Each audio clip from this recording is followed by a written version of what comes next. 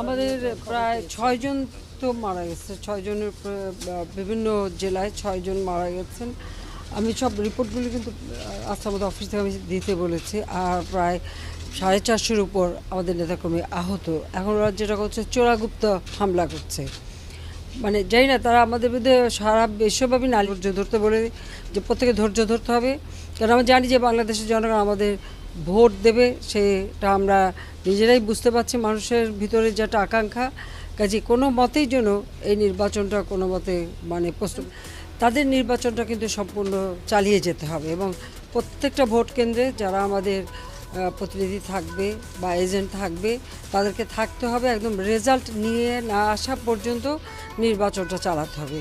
ওরা যদি মাঝপথে বলেও, বিএনপি যদি বলেও যে আমরা প্রত্যাহার করলাম বা আমরা করব না, একথায় বিশ্বাস না করার জন্য আমি বলবো, কারণ এটাও তাদের একটা অন্য খেলা।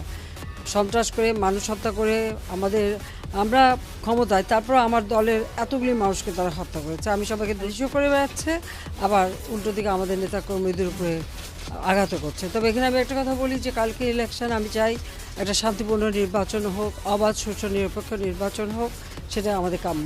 তবে সেই সাথে আরেকটা সতর্ক আমি করতে চাচ্ছি, যেমন ওদের একটা চরিত্র আছে এরকম, হয়তো নির্বাচন চলাকালীন সময় হঠাৎ মাঝপথে বলবে যে আমরা ইলেকশন করব না, আমরা প্রত্যাহার করে নিলাম।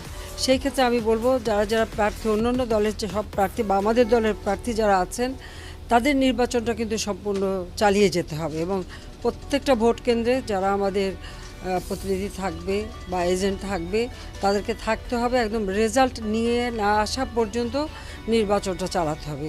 ওরা যদি মাঝপথে বলেও, বিএনপি যদি বলেও যে আমরা প্রত্যাহার করলাম বা আমরা করব না, একথায় বিশ্বাস না করার জন্য আমি বলবো, কারণ এটাও তাদের একটা অন্য খেলা। সন্ত্রাস করে, মানুষ হত্যা করে আমরা ক্ষমতায়, তারপর আমার দলের এতগুলি মানুষকে তারা হত্যা করেছে। আমি সবাই